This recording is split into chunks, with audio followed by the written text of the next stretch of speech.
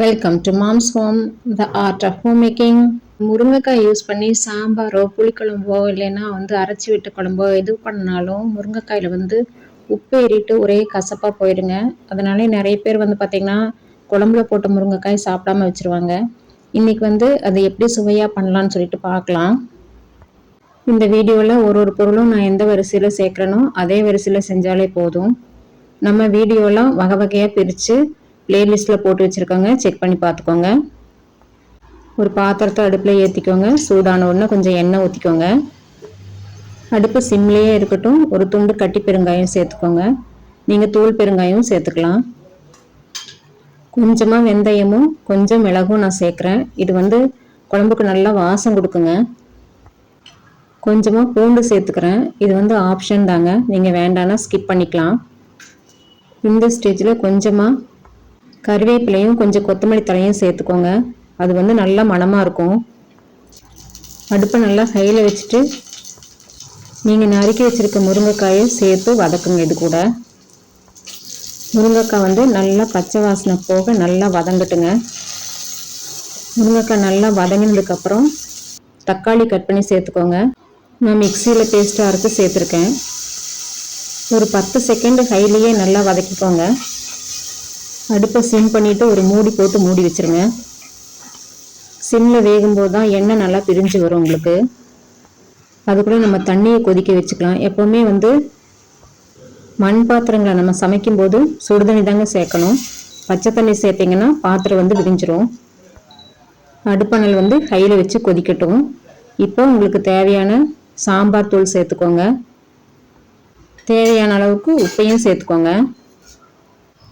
2 கொதி வந்த உடனே அடுப்பை நல்லா சிம்மில் வச்சுட்டு மூடி வச்சுருங்க. உப்பு காரம் காயில் சேரட்டும். 1 நிமிஷம் இல்லைன்னா 2 நிமிஷத்தில் காய் ஓரளவுக்கு வெந்த உடனேயுமே வேக வச்சுருக்க துவரம்பருப்பை இதோட சேர்த்து நல்லா கலக்கி விட்டுக்கோங்க. அடுப்பு அனல் ஹையிலே இருக்கட்டும். நல்லா கொதிச்சு வரட்டும்.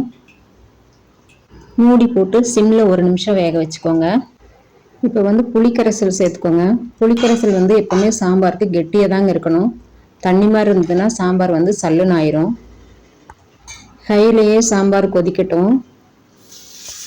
புளி சேர்த்த உடனே சாம்பார் ரொம்ப நேரம் கொதிக்க தேவையில்லைங்க. 2 கொதி கொதிச்சதுமே அடுப்பை ஆஃப் பண்ணிடலாம். ஆஃப் பண்ணிவிட்டு பொடியாக நறுக்கி வச்ச கறிவேப்பிலையும் கொத்தமல்லியும் இப்போ சேர்த்துக்கோங்க. இப்போ குழம்பை நம்ம தாளிச்சிடலாம். தாளிக்கிற பாத்திரத்தை அடுப்பில் ஏற்றிக்கோங்க. கொஞ்சமாக எண்ணெய் விட்டு கொஞ்சம் கடுகு போட்டுக்கோங்க. நெருப்பு சிம்லேயே இருக்கட்டும். கடுகு பொரிஞ்சு வந்த உடனே சாம்பார் வெங்காயம் நான் வச்சுருக்கேன். சாம்பார் வெங்காயத்தை சேர்த்து ஒரு வதக்கி விட்ருங்க. இப்போயும் கொஞ்சோண்டு கொத்தமல்லி தலையும் கொஞ்சம் கருவேப்பிலையும் சேர்த்துக்கலாங்க. இது கூட நான் கொஞ்சம் தாளிப்பு வடகம் சேர்க்குறேன். இது கடையில் கிடைக்கும். கருப்பாக உருட்டி வச்சுருப்பாங்க. இது சாம்பாருக்கு நல்ல மணம் கொடுக்குங்க. இது ஆப்ஷன் தான். வெங்காயம் நல்லா பொன்னிறமாக வதங்கினதுக்கப்புறம் குழம்புல எடுத்து சேர்த்துருங்க. சில பேர் குழம்பு இறக்கணுன்னே முருங்கைக்காய் பிரித்து வச்சுருவாங்க. அப்படி பிரிக்கவே தேவையில்லைங்க. எவ்வளோ நேரம் ஆனாலும் சரி, அதுக்கப்புறமா நீங்கள் முருங்கைக்காய் எடுத்து சாப்பிட்டு பார்த்தீங்கன்னா நல்லா சுவையோடு இருக்கும். கொஞ்சம் கூட உப்பே கரிக்காதுங்க. ட்ரை பண்ணி பார்த்துட்டு எப்படி இருக்குன்னு சொல்லி கமெண்ட்டில் சொல்லுங்கள்.